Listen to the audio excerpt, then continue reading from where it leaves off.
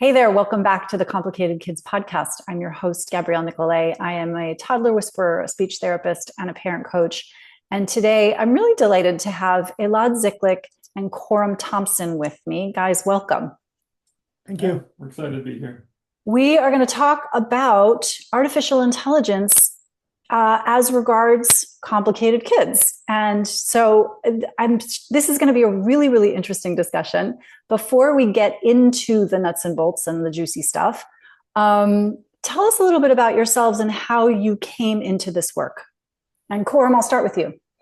Sure. So by trade, I'm a software engineer. I worked at Microsoft for over 2 decades. But what brings me here today is that I have a daughter who's a complicated kid, as you mentioned. She's 17 years old, and she was diagnosed with intellectual disability. And this has been a lot of the focus and challenges in our life. But it was only recently, with sort of this advent of AI, that I realized that when you have intelligence as a disability, as in her diagnosis, that intelligence as a technology, AI, boy, that just sounds like that should be the solution. So I started running some experiments, and man, I really found some patterns that had this dramatic effect in my life. And so I quit my job, and I pulled in some of the people who's helped me build successful things in the past, and started this company to benefit as many people as possible. I love it. And one of those people that you brought was? Yes, so I'm Elad. I spent the last 25 years in big tech, about 14 years in Microsoft working with Corom there, about 4 years in Oracle. I was the head of AI for Oracle. And I had my sort of like midlife crisis. People are supposed to get a divorce or buy a motorbike or whatever it is that we're supposed to do. Mine was that I decided that I actually don't want to work for assholes anymore, and that there's something better that I could do with my life. And when Corom called me and told me about what he's thinking of, for the first couple of months, I was just like, we call it interim CEO. I was just helping him think of what to do with this. And I realized that this is what I want to do. And ended up quitting my job and joining as co-founder CEO to build this company. And it's been a blast. So thank you for having us. Well, I'm delighted that you're here, because I think for those of us in the special education world, and I trained as a speech language pathologist, we're by and large, as a group, we are not very tech savvy. And we come to the table more as people who want to help, people who like children, people who have interpersonal skills, certainly, and then also a lot of knowledge. And parents are coming to the table sort of, Corom, this, kind of overwhelmed, overstimulated, confused about what to do. And so, I take your point to heart in terms of, if we have an intellectual disability, and I want to pin that for just a second too, because I'll come back to it, then isn't it interesting that an artificial intelligence might be a way to supplement that disability? And for purposes of this discussion, and again, your application is one application. I imagine there are or will be many more. Yep. For purposes of the discussion, we can use intelligence in a very broad and also siloed way. So, for example, depending on the disability that we're talking about, we are talking about areas of strength, areas of weakness, and not so much a broad, strong neuropsychological profile. Does that kind of make sense to set the... Exactly. Yeah. And so we're not just talking about ID, the diagnosis, during this podcast. That's the point, the major point I wanted to point out. Okay, so, but this gets way more interesting here. Tell us about the hamster, Corom. Yeah, so a little background. My daughter loves animals. It's one thing that's always created a connection in her life. So she has a rabbit, we've got a dog and chickens and these sort of things. And she was struggling in high school, and she had this one resource teacher who was really thoughtful and thought maybe there's something we can do to help Zia feel like she just has a friend, at lunch. Because her experience going to high school is kind of like, imagine if you were 8 years old and going to high school, like that's what how she experienced it. The kind of things that she was interested in socially was younger. The kind of problems that she had was younger. She just couldn't connect with people. And so lunch was this huge barrier to her, just not having anyone to be with. And so her teacher suggested getting a hamster for the class. And boy, did that work. Man, that worked so well. She had this little buddy she could eat lunch with. Then when other kids would come around, they'd say, "Oh, is that a hamster?" And so then she had a way to interact with them. All the other students in the class, they all rallied around it. Unfortunately, the district had a no rodents policy, and so they kicked out the hamster. And of course, this made me very angry. And so when I was working with them, I said, "Okay, if you can't have this hamster, I'm going to hold you to the same standard that the hamster achieved, because this hamster got her to class every day for the first time that whole year. She would attend class and a full day of school, which she wasn't able to achieve before." And so they did everything they could. They put her in a transition program. And then they threw all the systems that the school had available to them, and none of them were able to achieve the same performance of this little hamster in her life. Because what she needed is something that was empathetic. She just needed something that she trusted and cared about. And those kind of things aren't always available in a system like a school. And so seeing this, there's a moment in which I sort of had compassion, and I was like, you know what? I could kick and scream and be like, "You guys are failing," or I could try to make a difference. So my brainwave was saying, maybe I can build a digital hamster. Maybe something that she has her phone in her pocket, maybe something that could be on her phone, and could it achieve the same result? And so that's what I started doing. So I created, I found a way with AI where I can just take a picture of something, of her hamster, and give it to the AI, and it could bring it to life. It would actually give this hamster on her phone the ability to be able to tell her stories and generate cute pictures. And so what I found is like what would be like a 45-minute anxiety-filled moment trying to get her to bed. What we do instead is we say, "Hey, Humphrey is getting ready for bed too. Do you want to see?" And we'd show him, and there's Humphrey in a bathtub with his little feet sticking out and cute little toys. And then he's picking out a stuffed animal. And then there's a picture of him brushing his teeth. And when she would see these images of her hamster doing these things, first of all, it's fun. It's really cute and fun to see. But it sort of created a short circuit in her brain of cuteness that was able to engage her, break her out of that anxiety, and it would turn a 45-minute process into something that would just take 5 minutes. And then Humphrey would then help her with things that were hard for her, like making lunch. Is a lot of anxiety around like, "Oh, I'm hungry. I don't know what to eat. What are the steps of making food?" And now her hamster, we call him Chef Humphrey. He wears this little hat. In the images, he breaks down the tasks into little steps. He comes up with little recipes, little hamster-themed recipes of like bite-sized food with nuts. And this little hamster can get her to eat things that I can't get her to eat. I don't know. It's just amazing because she trusts it. And so now he'll help her when she's feeling anxious. He'll help her figure out what to eat. And then she'll actually go down, she'll prepare it with the steps that he comes up with. And then she'll go and get his hamster, and then they'll eat lunch together. And so since then, with what we've built, now she has almost 150 different characters that help her. In fact, she's now engaged in creating her own solutions. So she when she spends many hours every day creating her own friends. Like she'll make them out of Play-Doh, or she'll do it in coloring pages. And then she uses the app that I created to then bring those things to life. And so she has a whole pack of support characters that she's created that then help her with the things that she couldn't do before. And so just seeing that transformation, like speaking as a parent in terms of just seeing her future and have a new vision for that, it's been amazing. My wife, boy, has that relieved a lot of the support that she's had to provide, around always being the one to help her with what to eat, or when she's feeling anxious. So when I say it's made a significant difference in our life, this is what I'm referring to. It's like each one of us, like those challenges have been lifted to a large part. Now, it still have all these. She still has to exist in a world that wasn't designed for her mind. But I see a future for her now, and where she can navigate those things that are harder with the help that she builds for herself. And the thing is, the analogy, like when we started, we were looking for are there more people like Zia, but what we stumbled on is that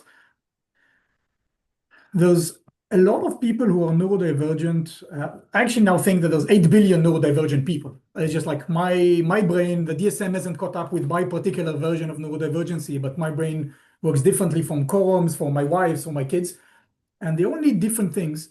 And they don't all need cute animals. Some kids are afraid of animals, so they want nothing. But the analogy that I have is like, if you have a physical disability, you might have a physical service animal. Now, the difference between that and a pet, like you can cuddle with both and love them and they love you back, but a service animal is trained for your unique disability. If you're blind, it will be trained to understand your house and open doors and walk the streets around your house. If you're allergic to food, it will sniff your food for allergens. And if you have epilepsy, it will be trained to detect when your seizure is coming and then push you to a bed so you don't hit your head when you start convulsing or something. So what we believe AI can enable, and again, that's what we're building, but I'm sure, as you said, there will be other tools, is we're building the same, but for your mind. Because every mind is completely different, and every mind can accomplish different things and need different things.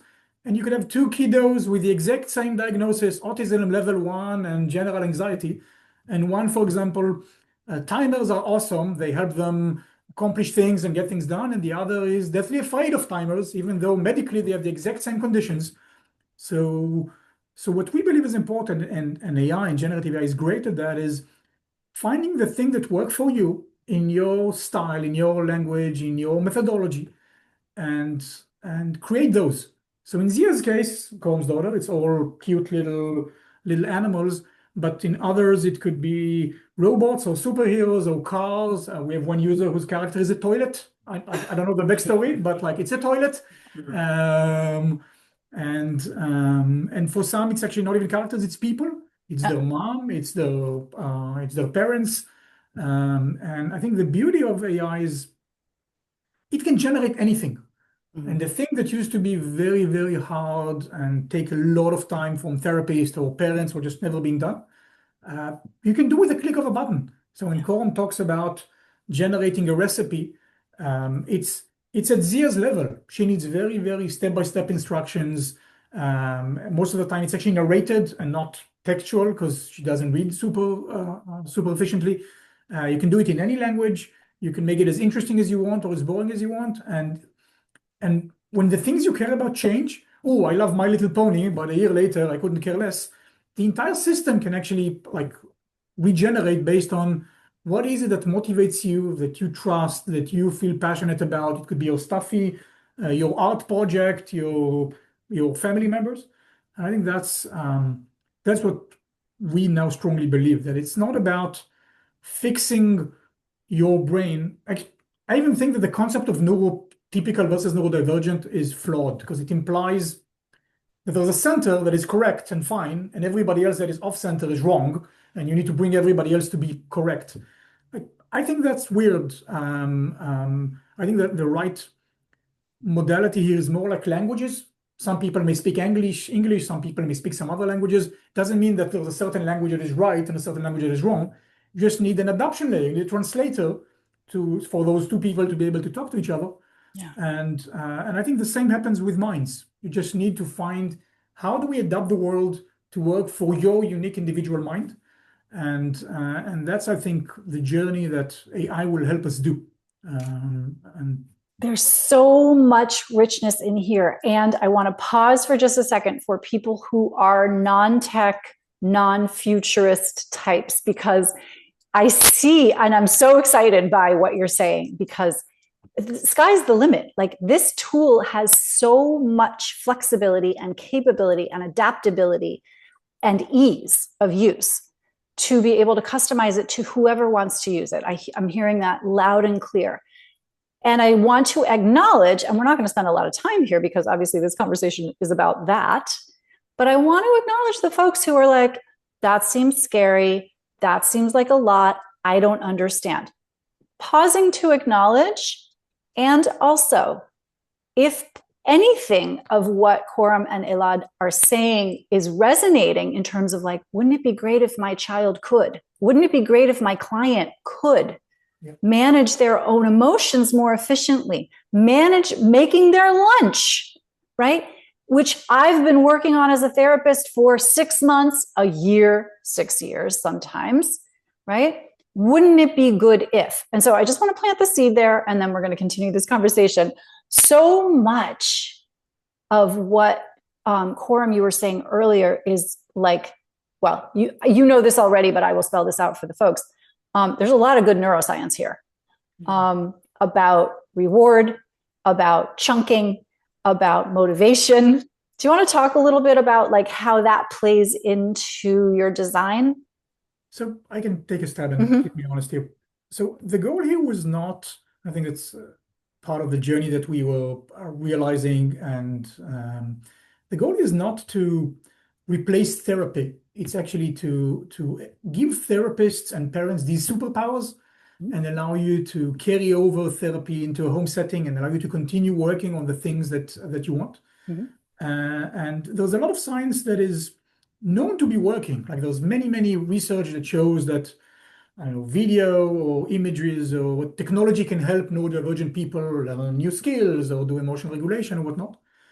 But the challenge was that up until 2 years ago, or sometimes 2-3 months ago, depending on what you're trying to do, the technology was just not there. When I was on the dark side, I would meet with startups, and one of the questions that I would ask startups as we evaluate them was like, why now? And the answer is, we couldn't do this 2 years ago. There are scenarios that we couldn't do 3 weeks ago, and there are scenarios that we couldn't do 3 days ago. Literally, Google released a new model that allows us to do video generation in a way that we couldn't before. Up until now, we couldn't even use video as an artifact.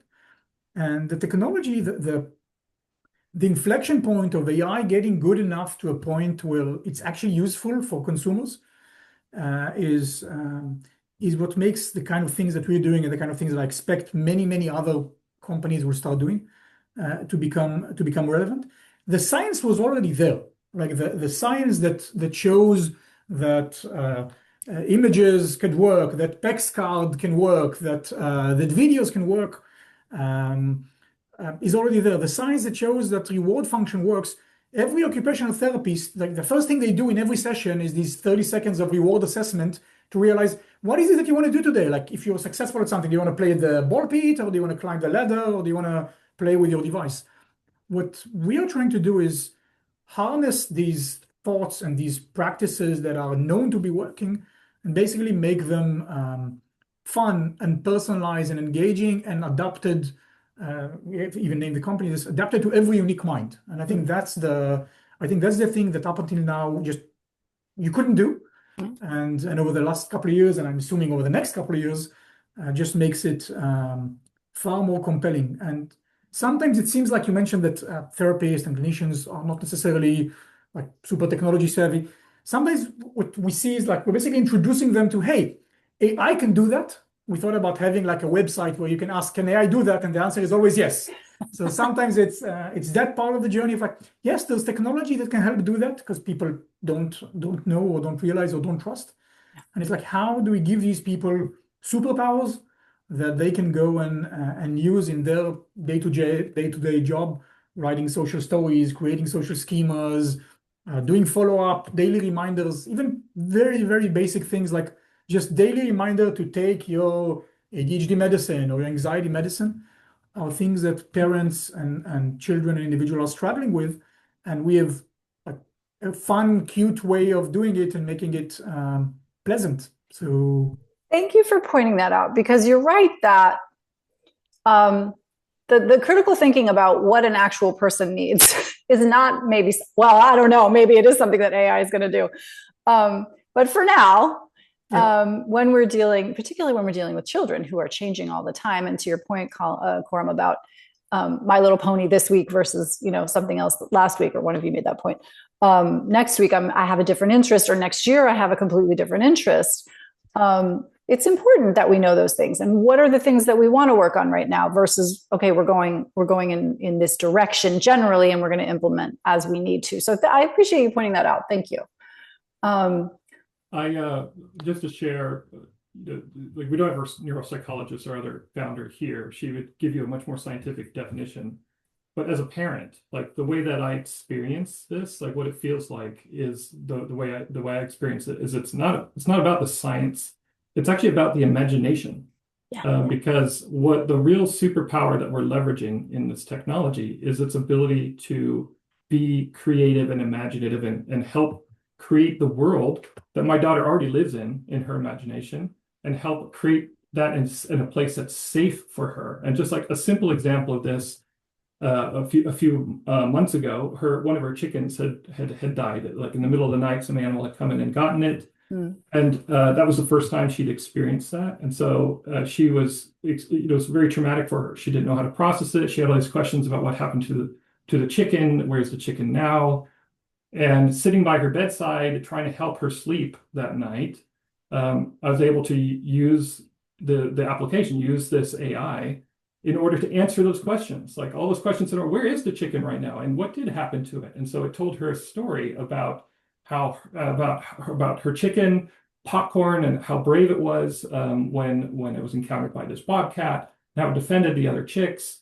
And then talked about what happened after she died, and then talked about her going up to heaven and seeing her the other people who we've lost in our life. And it just stitched together this story. It filled in that blank in her imagination with something that's biased to what she needed in that moment. And I can tell you, as a parent, even as a creative person, that's a really taxing and difficult thing to do. And to be able to just have this at your fingertips and to apply it in a way that it feels so intimate and so safe that it changes the way that you think about this as a technology. There is a lot of concern about AI, and like, what if it says something wrong, or what if it recommends something I don't approve of? Like, what fundamentally we're doing is that we're making it possible for a parent, for your caregivers, for everyone in your support system to bias this the way that, for good, for the way you want it to be. And not some tech company out there doing this. It's really the parents who control and own this little safety system. You control the algorithm. Okay, imagine a world of TikTok where you as a parent actually control the algorithm and what the system is biased instead of for evil. It's actually biased for positive clinical outcomes from you as a parent, from you as a clinician, from anybody that is on your support system can go and be part of this support system that AI can help us build. Yeah.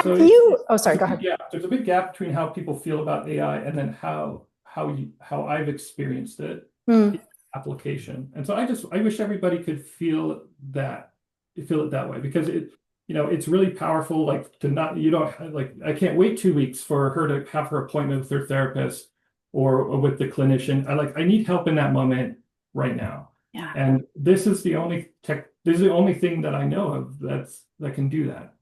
And I've experienced this happening in a way that just, again, it feels intimate, it feels safe. It's amazing. I love it. Have you seen any evidence? And again, maybe you have, maybe you haven't, I'm asking, of generalization into 3D world? In other words, what have you seen of, sort of, I use my app for whatever I use it for, and then you're also noticing that in the real world there's leakage in a positive sense. Oh, in a positive sense? Oh, yeah. Like when I started with this, in fact, the analogy that I used was, I call it a prosthetic intelligence. I imagine my daughter would need this AI with her all the time. But I've discovered I've underestimated her because what I've found is that when you apply this technology, like, for example, Chef Humphrey walked her through the whole process of creating a smoothie, helped her in each step, every question that she had along the way. And then the next day she made a smoothie all by herself. And I didn't anticipate that. I didn't expect that. And because we haven't achieved that before. And so what I realized is that I accidentally, created this learning tool, right? And what it really has done is it's just because it understands how her mind works and it engages with her in a way that she trusts and at her level, she actually learns and she develops these skills that that may actually reduce her need for this as a accessibility technology. And so I definitely see that leaking into her world. Of course, it also leaks all over my workshop because you'll see the covers of all of the walls are all these coloring pages that she makes. Another thing she uses it for is to create coloring pages of her characters doing things.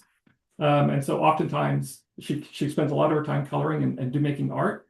And so that leaks all over the world. Yeah, we've seen examples even on things that we didn't anticipate, like just social connection, because a lot of parents are worried about, hey, will devices replace the social aspects? But what we've seen is AI being something that can be helpful even in those situations. We have one of our users, a 10-year-old boy with autism level 1. He's actually highly capable, but he struggles with, as one could expect, with like social cues and emotional cues.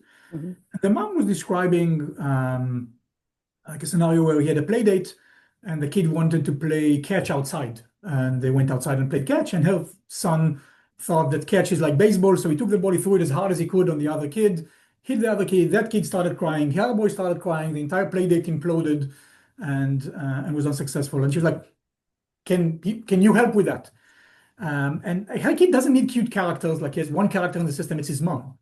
And he's very, very good. He doesn't need like Zia cute stories about animals and narrative format and cute images. He needs a recipe. So the system has his, we call it unique minds profile, has his mind and what works for him and what not. And so all the mom had to do was like, hey, give him instructions on how to play catch.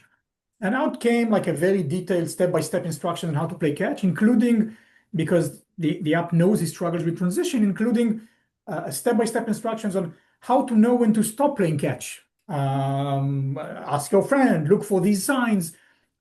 Step 5, after 20 passes, if you haven't found any of the other signs, stop and ask, hey, do you want to play again?